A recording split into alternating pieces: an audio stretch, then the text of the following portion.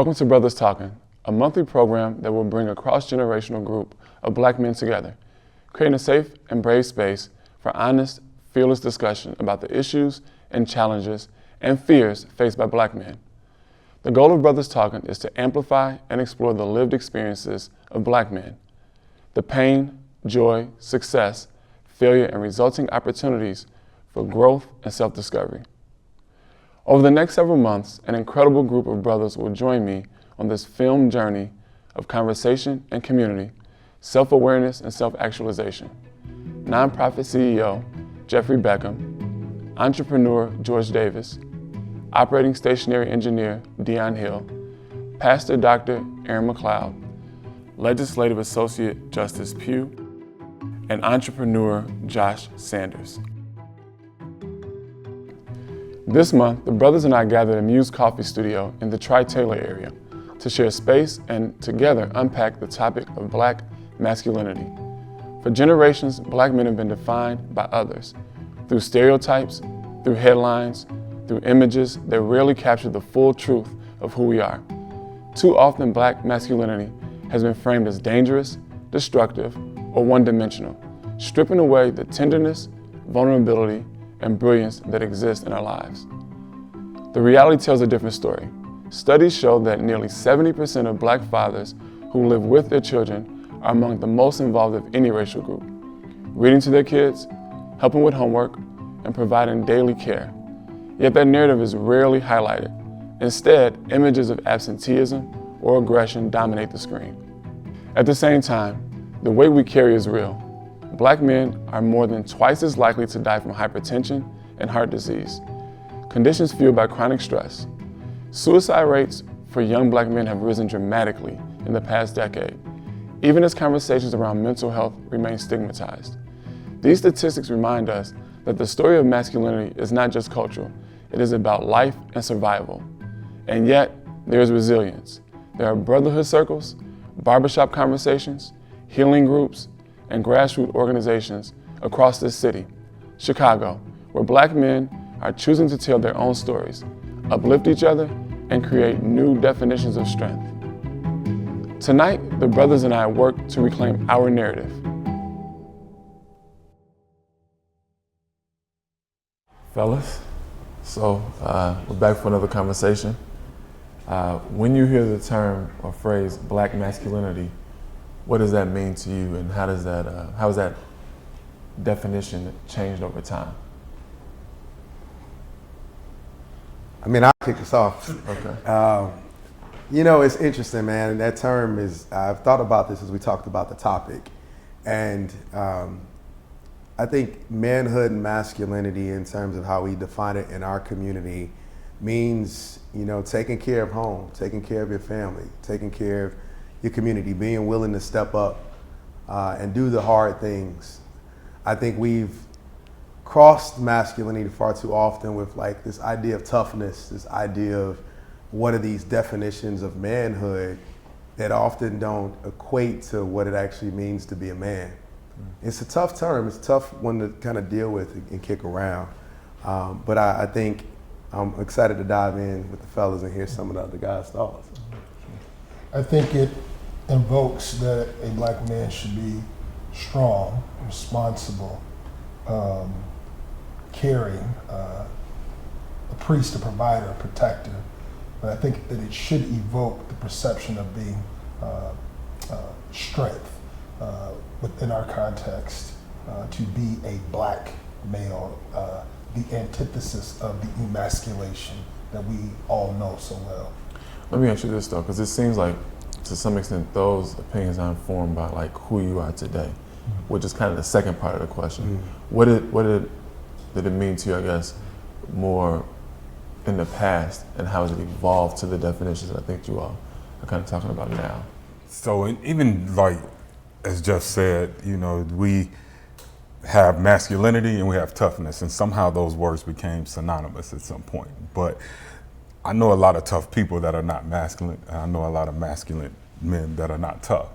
So, are you more masculine because you can change the rotors on your car, or are you more masculine because you're willing to sit down with your little girl and have tea time? and spend that time with them.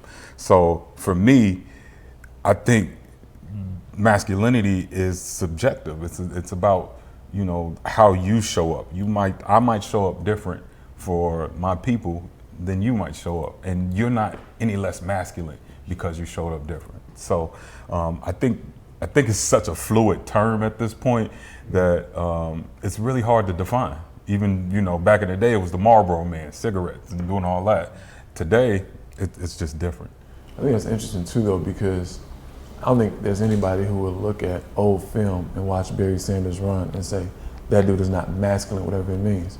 But he took ballet, as did Kobe Bryant and other folks. So it is interesting that there's these definitions out there, but then it depends on who you're talking about, right? They have a certain level of status, then maybe that doesn't equate to the same thing if you were just an average Joe, so to speak. So, any other thoughts? It's interesting when you bring up Barry Sanders and ballet. Brishnikov was an amazing athlete. He was a ballet dancer. Right. Alvin Ailey, I think he epitomizes what it is to be masculine as far as not just the productions that he's orchestrated, but the enterprises that he's led as well. And so, just interesting dynamic nonetheless. Sure. It's cool though to hear this very well-rounded group of gentlemen talk about this in this light, because to your point, your question, I'm not sure that would have been the conversation or the discussion we would have had if you would have asked me this 20 years ago. Absolutely. I'm pretty sure, and I wonder now, like with a lot of young men in particular, and we all work with younger men that we mentor, like how they define it. I remember growing up, you know, if you played ball and you found out that one kid was taking ballet, you teased that kid. Like that's just what it was when we were younger. So to hear this evolution of what black male masculinity looks like now is actually really encouraging. And for me, like I'm excited to hear how we're seeing this and shaping this as well. What's interesting to me, what first pops into my head, I think about my experience in college about 5 years ago. So the 2016 to 2020 era, I think we were. You just made everybody feel very old. Thank you. We definitely need your perspective. But touching on that generational perspective, you know, I think being in this like kind of post Me Too era, and then also, you know, kind of being at a PWI that has its own different context, masculinity was often associated to either being toxic masculinity or hypermasculinity. And that was just, you know, the hot topics, and that's what everybody was, you know, debating over and standing on. And at that, you know, pivotal time of becoming a young man and figuring out myself, I'm grateful that I'm in a space now where I see masculinity as like a confidence in self, and seeing as this like responsibility and this rites of passage into being a man for my family, for my community.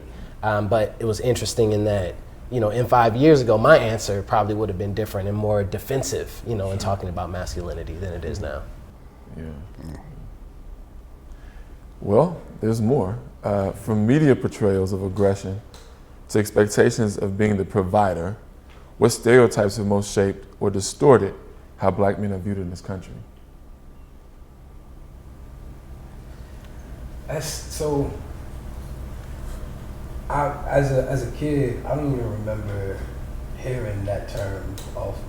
Agreed. Unless it was in the context of somebody's masculinity being questioned, or somebody who was referencing masculinity as something that they needed to prove. And as a kid, like I'm not around a bunch of people who are having those sort of conversations. And so it wasn't until maybe even after college where it became more of a, like you said, now you're starting to get into more cultural, sort of stereotypical context of like what it means to be a man. But by that time, my definition of that was already sort of formed, but based on the people that raised me. So, you know, I was fortunate enough to have my dad in the household with me, but my parents were sort of the epitome of like partners. So that there were no man things versus woman things. Like if you live in this house and you are a part of this family, you do whatever needs to be done. So I saw my dad doing laundry. I saw my dad cooking. I saw my dad cleaning. But also, as long as there's a man in this house, your mother should never have to take the garbage out. As long as there's a man in here, your sister should never have to cut the grass or shovel the snow. So, you know what I'm saying? Like, but it wasn't like because you are a man, you have to do these things, or because she is a woman, she can't do these things. It was just more so courtesy. You know what I mean?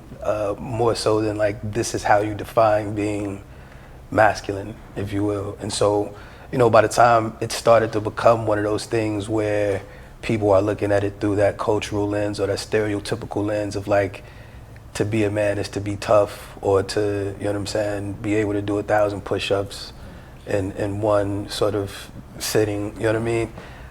To me, I'm not even looking at it and being like, yeah, for sure, that is what masculinity is. To me, I'm just looking at it, like, it always felt like when that word comes up, it's in the context of like, who's the strongest person in the room right now, who's the toughest person in the room, as opposed to like, kind of what you gentlemen already spoke on, like, who is the most vulnerable? Who is the person in the room who may not be the loudest, but everybody knows they can depend on? You know what I'm saying? Like, who can get up and lead in the way that any particular situation calls for? Yeah, I think it's interesting. I mean, both of you touched on the same point, which is this need to prove. Like, masculinity is also just automatically associated with demonstrating the masculinity, so to speak, which is interesting. It was funny, we talk about like media, and this is not specifically media, but I watched the Bud Crawford fight Saturday night, Sunday morning. And what's interesting to me is he talked about being at this point now, right? But what he always talked about was like, and they said, well, you've done it your way. They wouldn't promote him because he wasn't like willing to be a coon. He wasn't willing to just get in somebody's face and antagonize them just because, to prove a point. He would just go in the ring and outbox them, right? And so they said, well, he's not marketable. But what does marketable mean, right? In that vein. And so when you think about it, and that's not necessarily the media itself, but it's the byproduct of the media. But then the promoter says, well, I don't know, he may be the best boxer on planet Earth, but if we can't sell him, Right. particularly being a black male, as being aggressive, as being loud, as being flashy, we'll just put him on the shelf.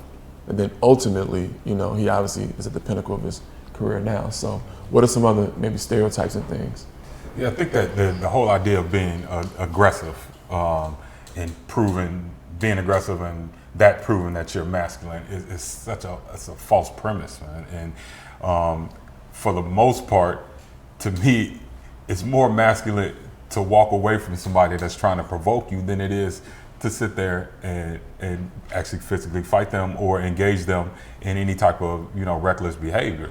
It as a man, you can go into a room and somebody can provoke you, and you can take your self-control, hold that in, and walk away from that. To me, that's so much more masculine than trying to prove I can whoop somebody or I can take you down.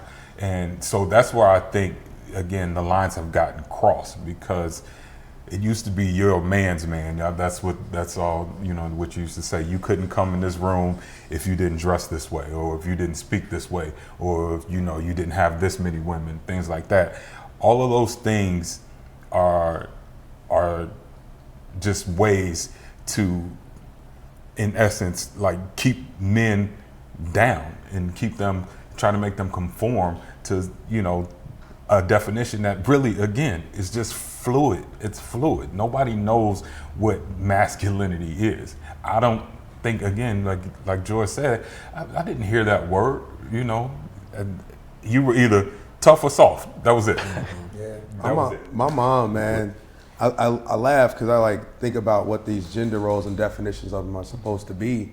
And growing up, I really didn't see that.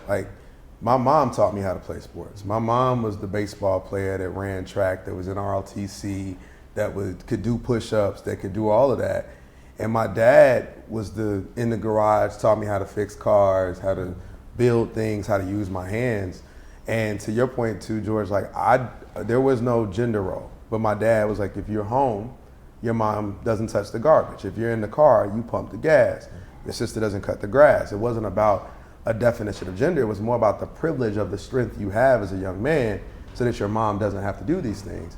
But I also think like it's interesting now that to your question, Curtis, I think about like Dave Chappelle too, who said like, I wasn't wearing a dress. I wasn't gonna wear a dress in certain roles because I didn't want to represent what black men look like in this way.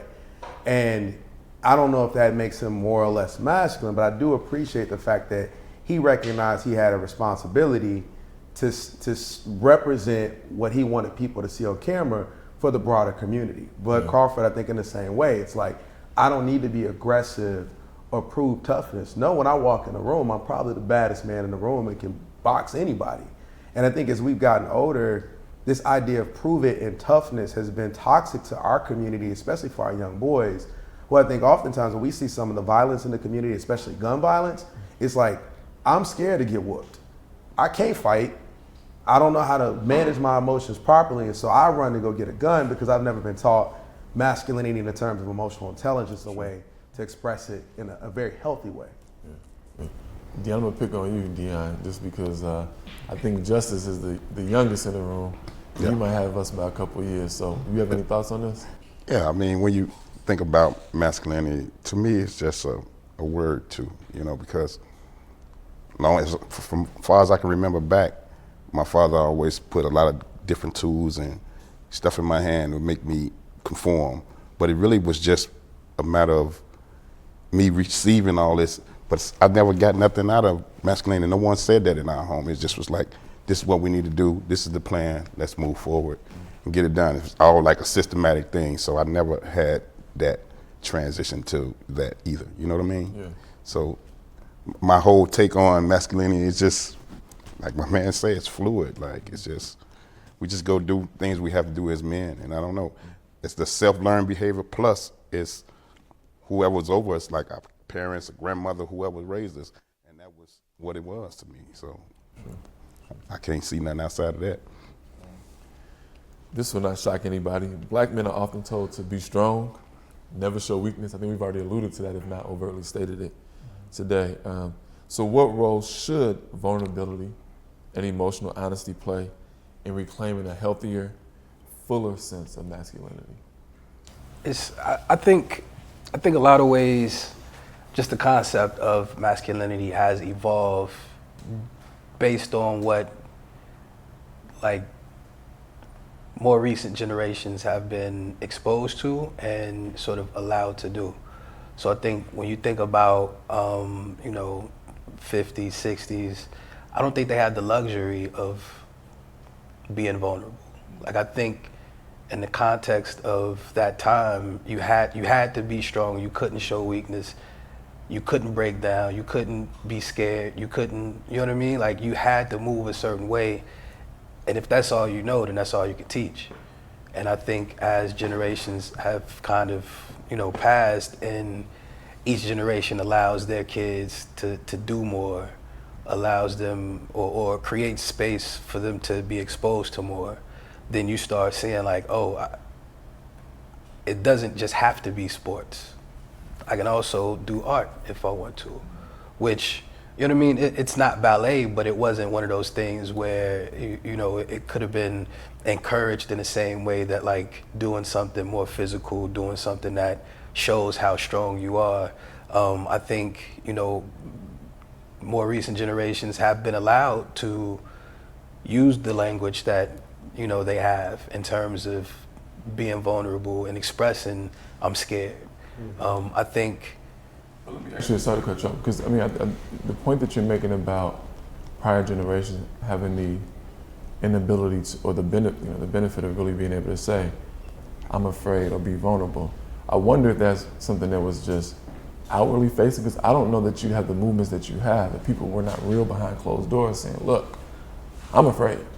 We're gonna have to like organize and do things together, right? Because it wasn't like one person went marching because they were unafraid. You know what I'm saying? I feel like there had to be some conversations, and maybe for the world to see it was we're unified, we're unafraid, you know, but behind closed doors, I think the only thing that allowed them probably to be as strong as they were had to be some honest conversations.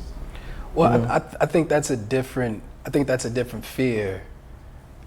You know, being like, hey, we have to come together so that we can march for these freedoms, versus me and you one-on-one, or with my wife or girlfriend or even daughter or son, being like, I don't want to go because I'm scared. You know what I mean? Like, I don't know if that same thing existed where they felt as comfortable or like they were allowed to be that scared, to say, hey fellas, I agree, we got to come together, I'm not going.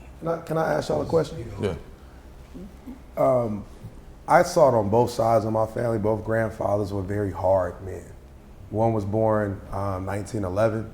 And my other grandfather, I think, was It's a born great year, by the way. It is a great year. We agree. Absolutely. We We agree. agree. We agree. 19 Yeah. And the other one, I think my mom's dad was born in like 1939, 1940. So they grew up in Jim Crow. Both came up, one sharecropping family, Alabama and Georgia, respectively. They didn't talk about emotion a lot. Neither one. I really recall hearing my grandfather say, I loved you. And that wasn't words they used. They showed up. I don't know if you guys experienced that with the older men in your family, but I wondered to this question, like, because they didn't, was it because they weren't afforded the opportunity? Did they never learn that language? And I also wonder, like, how has that impacted our parent generation, and how does that trickle down to us?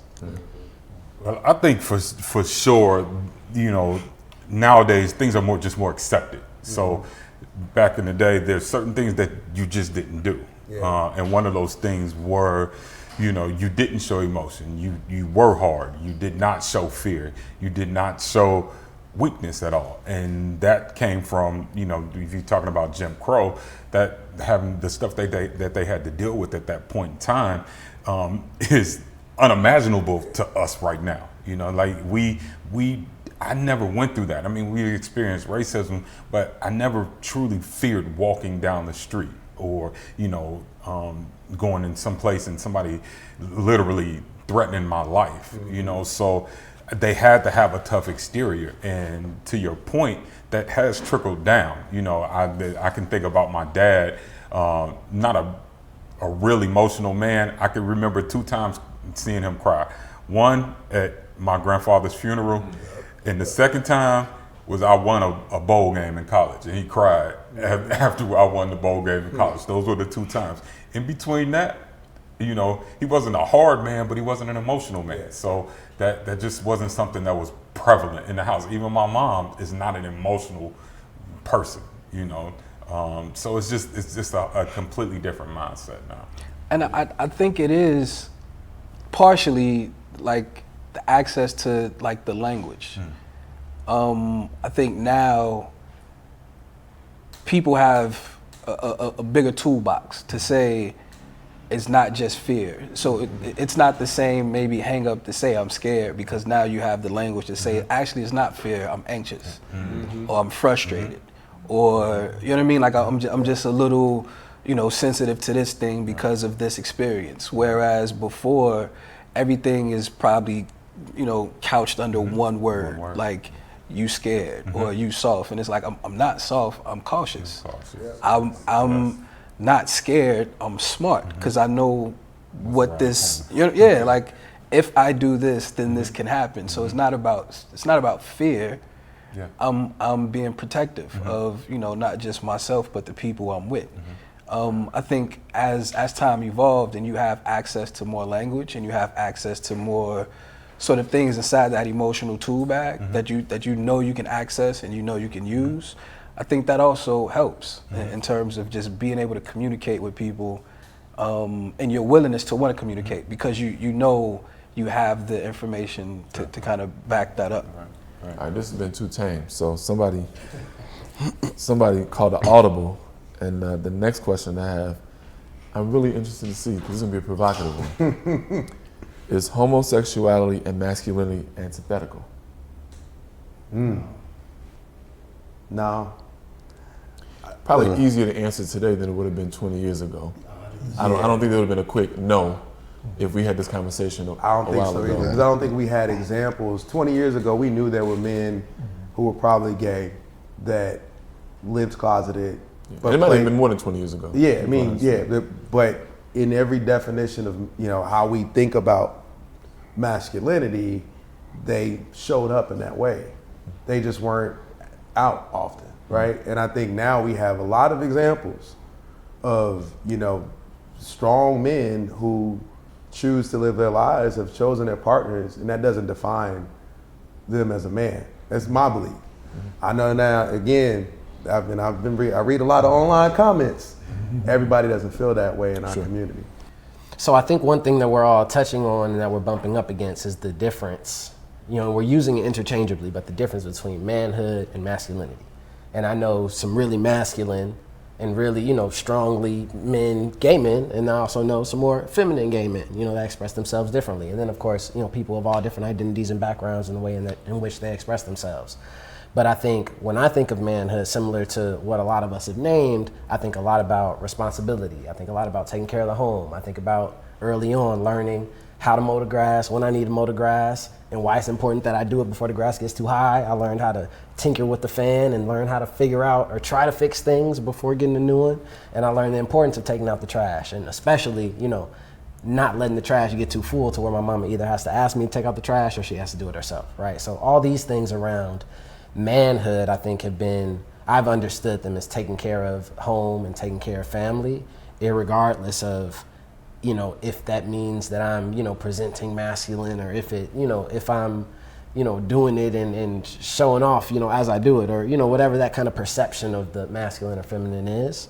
And I think fast forwarding to today, as a man, I feel that, when it comes to my dad, we have this mode of, what do we need to do to take care of the family, to check in on my little sister that's in college or my little brother that's in high school? Like, how are we making moves together so that they're good in a very functional type of way? But then with my mom, I think I do have to move in a more feminine way, that because I am her son and because I'm the man of the house, with my mom, I gotta check in, you know what I'm saying? And I gotta ask how she's doing for real and ask that follow-up question and check in on her health, which, that is the more emotional side, that is the more soft side. But in doing that and in showing up in that way for my family, that is reinforcing manhood in a way that isn't inherently masculine.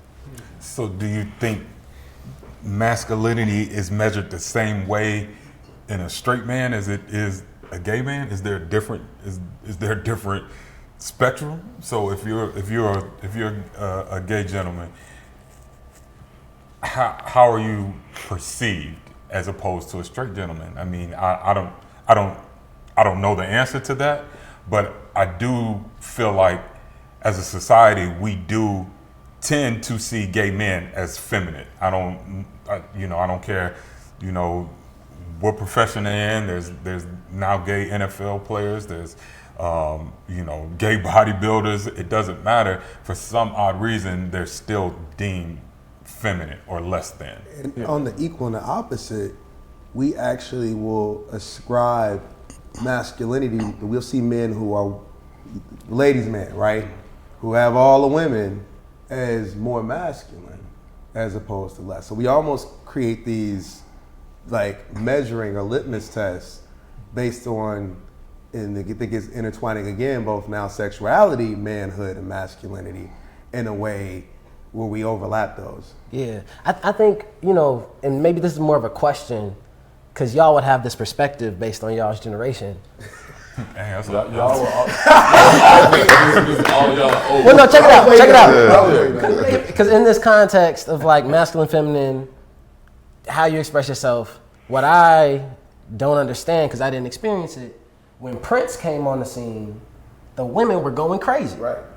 And he was getting all the ladies because he was, really expressing his feminine side, but was also the man because he was owning that feminine side. But it was a feminine thing versus a masculine thing, but the result was what we attribute to masculinity. So that's one of those kind of like how you make that. How does that fit into Prince this? is just Prince, first of all. But I mean, he still had those challenges where society still, I know you got women, but something else is there. Right. And like the chaps on or whatever. People are like, wait a minute. Wait a minute. And But see, I think it's about the fashion choice. Even thinking about that and that kind of, like when you think about how he presented, but what was his energy?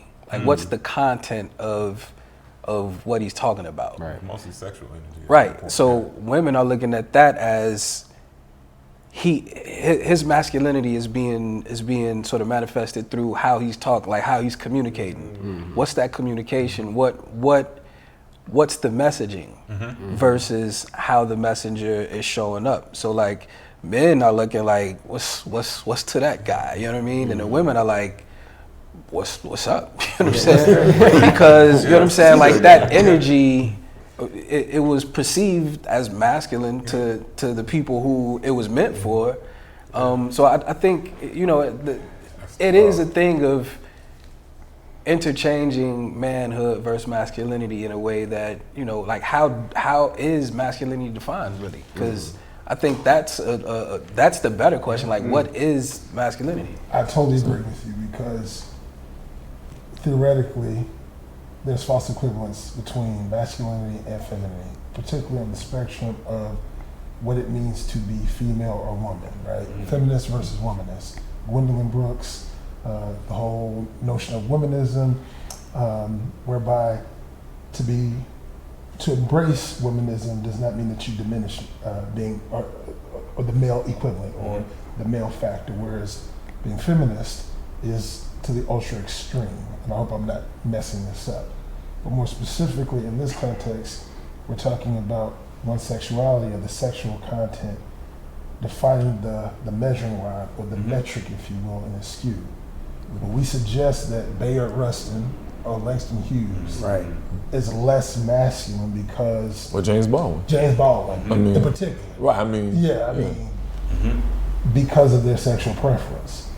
But then you ask the question, what's the utility of masculinity? Is it based off of preference or your utility as a person, your utility as a man? Yeah.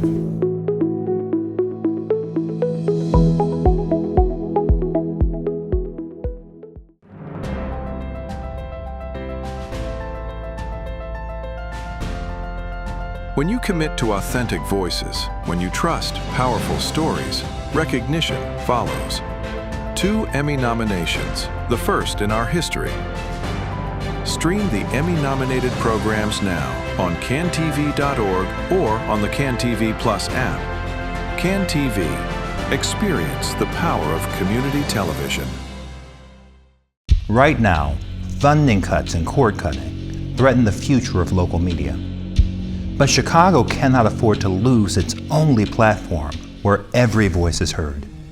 Since 1983, CanTV has given everyday Chicagoans unfiltered access to tell their stories, hold leaders accountable, and keep democracy alive at the local level. But we simply cannot continue without your help. Consider making a financial gift today, because if we lose local voices, we lose Chicago.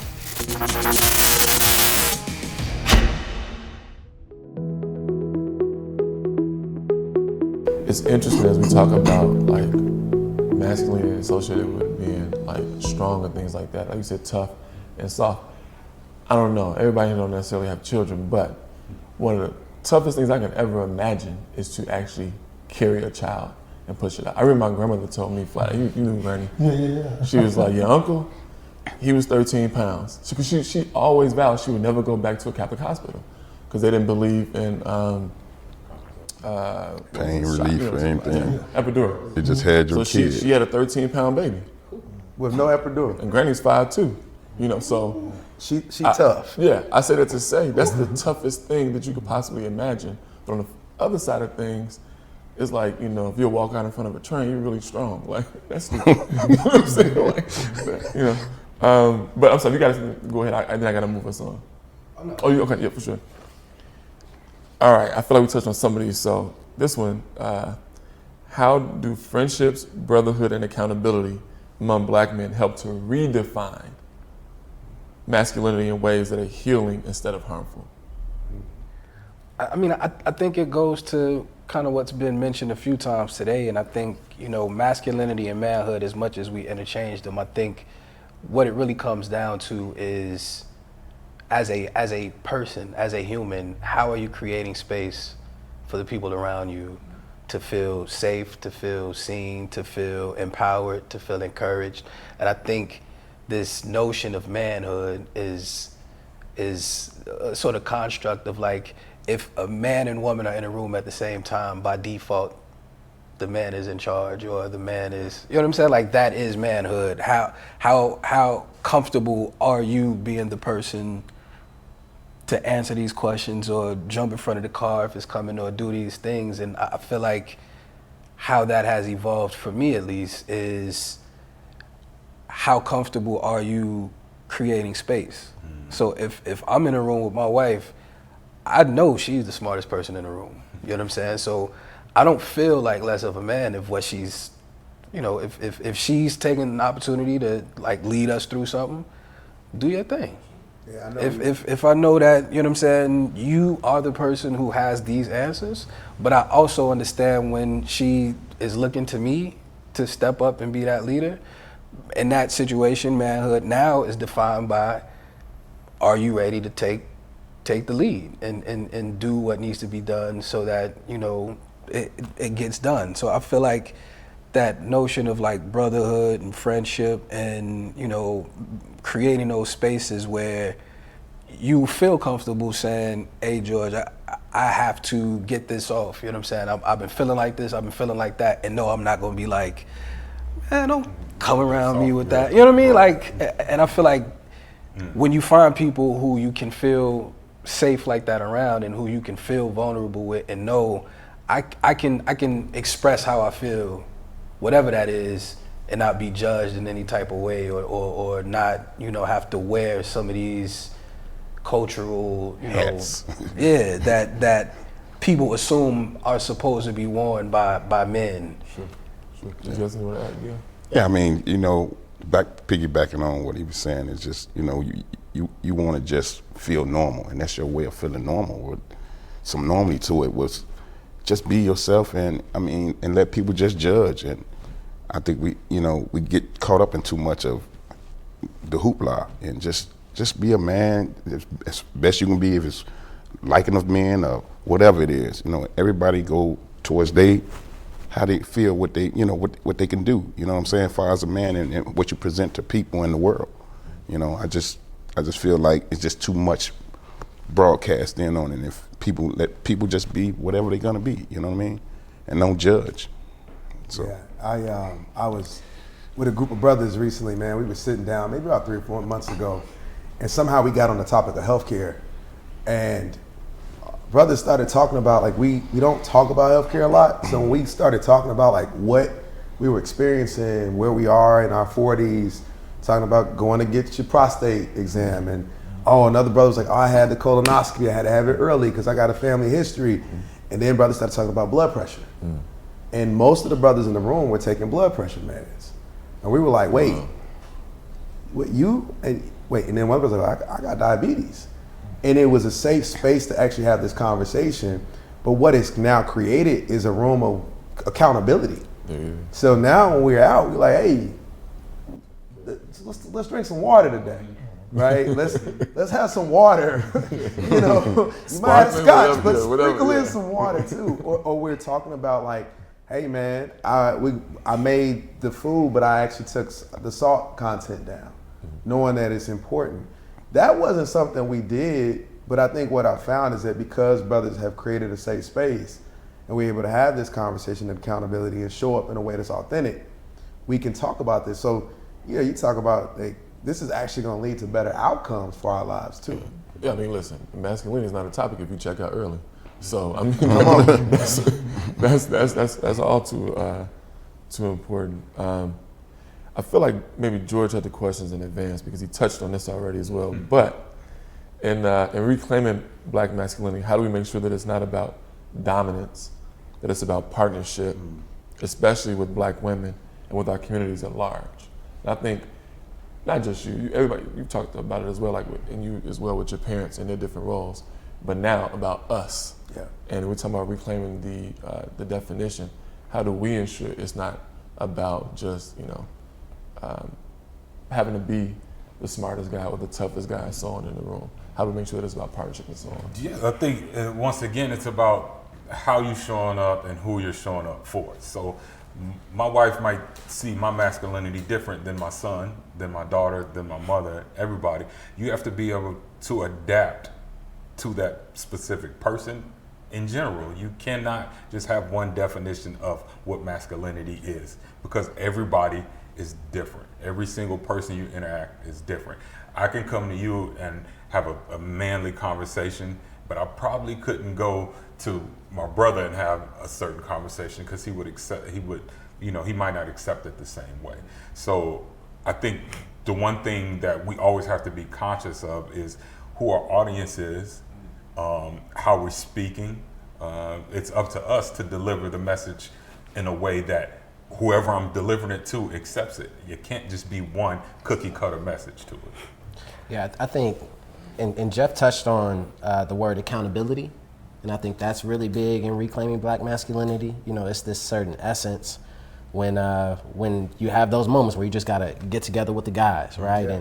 And you're talking through things and you're opening things up, and you're not at work, right, where you're competing, to be the best at what you're doing. It's not on the social scene where, for better or for worse, you are trying to present a certain type of way, you're trying to step a certain type of way, whatever.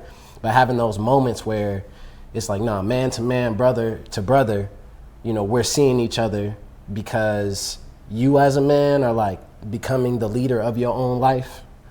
I as a man am becoming the leader of my own life.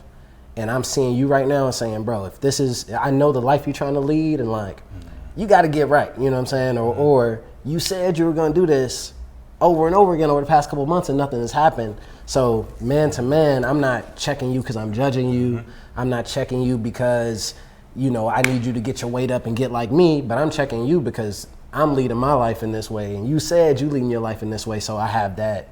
Mm-hmm. It's almost like the code word to really see someone and say, I'm saying this for you. And because we have this essence of accountability and masculinity, you're not going to take offense to it, because the only motive I have is to make you better and to build you up as we both are leading our lives. You said something there, man, and you hit on it. You very, right there. I think one of the things that has been healthy for me to unlearn as I've gotten older, we talk about the age thing, is removing competition from the baseline of masculinity and friendships. Yep. And most of my friendships were built because we hooped together, we played sports, and we did that every day. We were competing. But then when you're offline, you take the mask off, you get to sit in the room, you spoke to it. Like when we're not at work, being able to remove that and actually have real dialogue has been something that's been really powerful in building myself as a man and watching my brothers around me do that as well, which I think we need to do to reclaim masculinity and also do this with our women. They're not our competition. My favorite part of the Proverbs 31 scripture, not to get churchy, but to talk about it, is that the man was respected as an elder at the gate by the elders at the gate because of the woman he had. I think I'm sorry.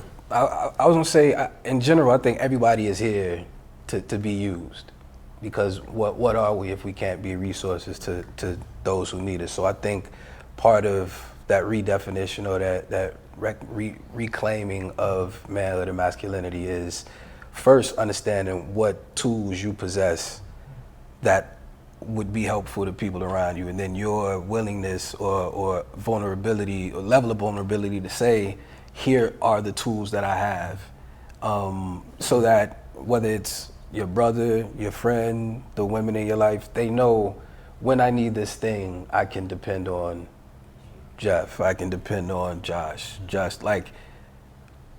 but that in itself, to me, takes a certain amount of vulnerability and sort of masculinity, if you will, to say, hey, here is what I bring. Here is what I am, whether it's you need a shoulder, cool. Like you said, you know, if you need a shoulder, your brother, that's not in this toolkit. You know what I'm saying? But you know that.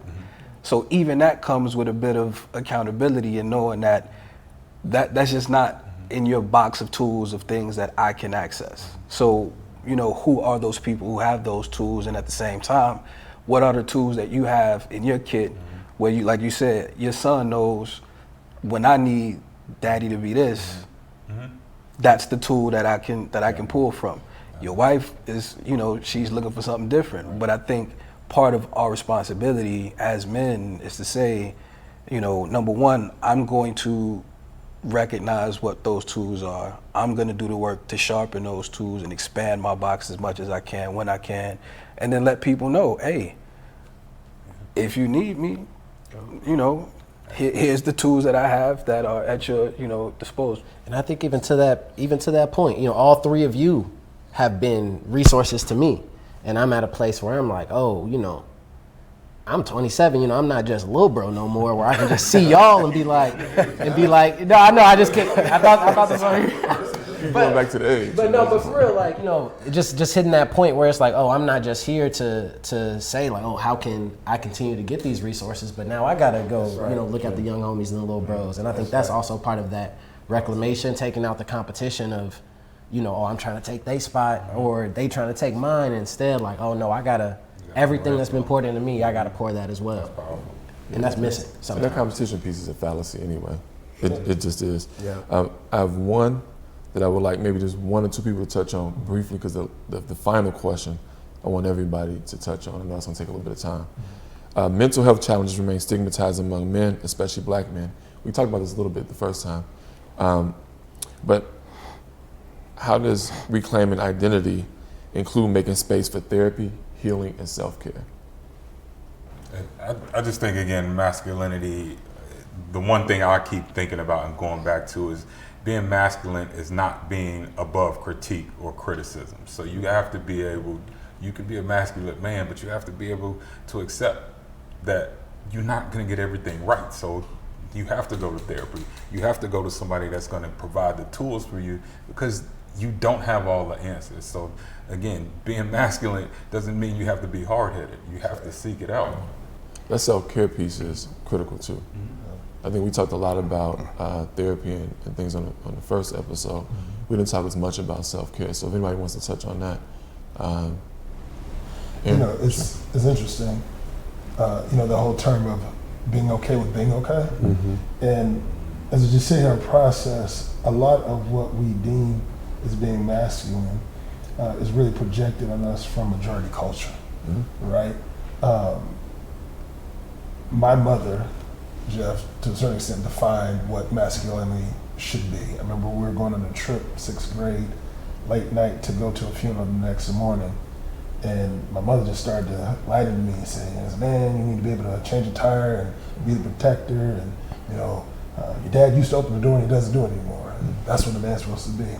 But more specifically, the whole notion we talk about dominance, I'd be lying to say that my wife does not want me to dominate in certain aspects of my life. Sure. Financially, protecting the house, even some of the chores around the house, to be honest with you, to make a way for those things.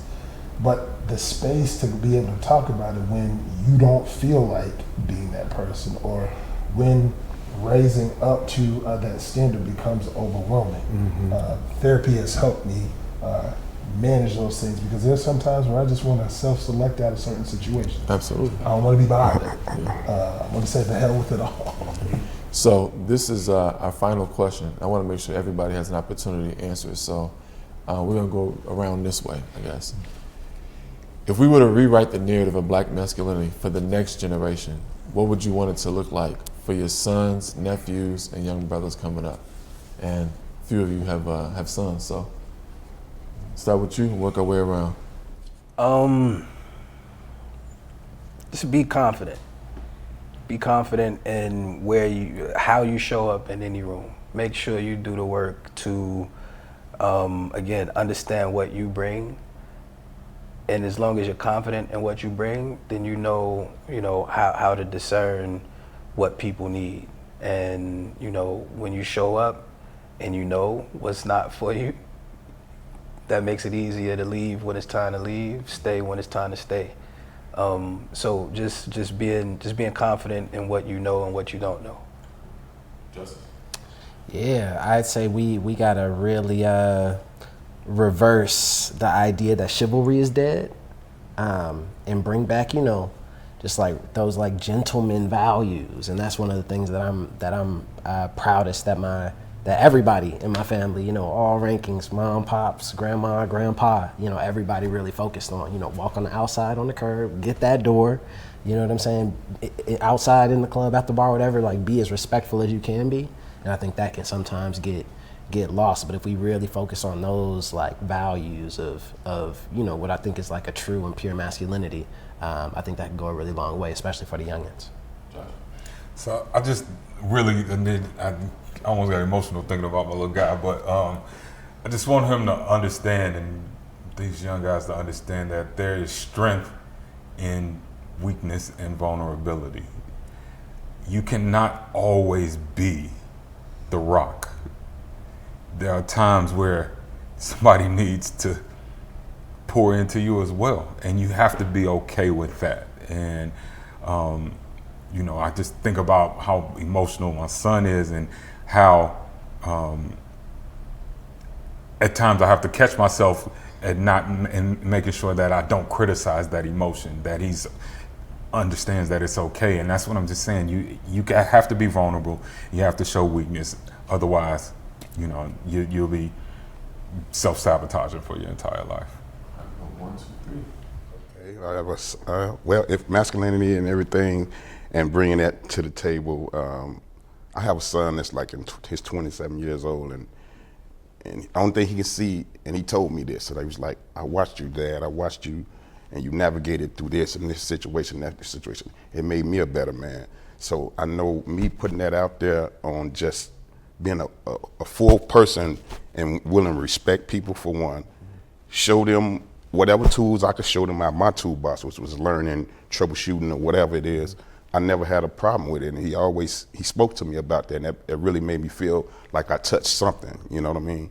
To watch a 27-year-old kid that grew up in this time of day and still being able to focus on his goals and being able to move forward. So, Aaron, you might end up with the last word. So, tell us what you're teaching Thompson, man. Be engaged, and with that, I want to be engaged because there's still more development for him. He's be 21, sophomore at college, and just within his overall development within their age group. My personal assistant is 26, and he really clings to positive interactions with black men, be it at the church, being at business meetings, but he understands that the best tools are the examples that we set. And so, in particular for Thompson, as long as I'm here, but more specifically, if I'm not here, plug in, get a group, get some accountability partners, not just your peers, but people who are older, to pour into you. And then once you're poured into, pour back out to other people. That's a weird way to wrap, man. Appreciate you, all you fellas, for the conversation. Word.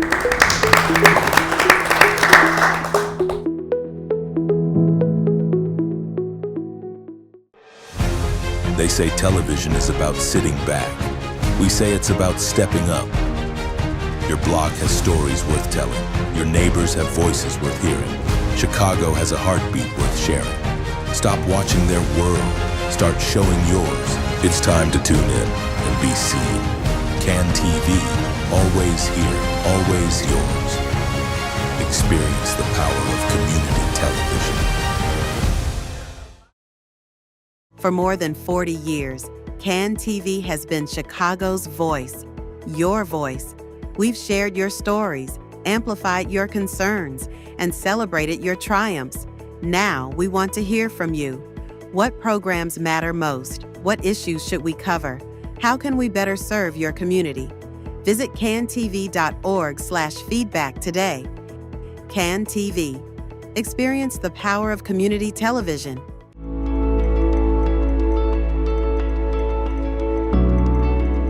Tonight, we've heard powerful voices, men willing to be honest, to be vulnerable, and to challenge the narrow definitions that have too long boxed in what it means to be a black man in America.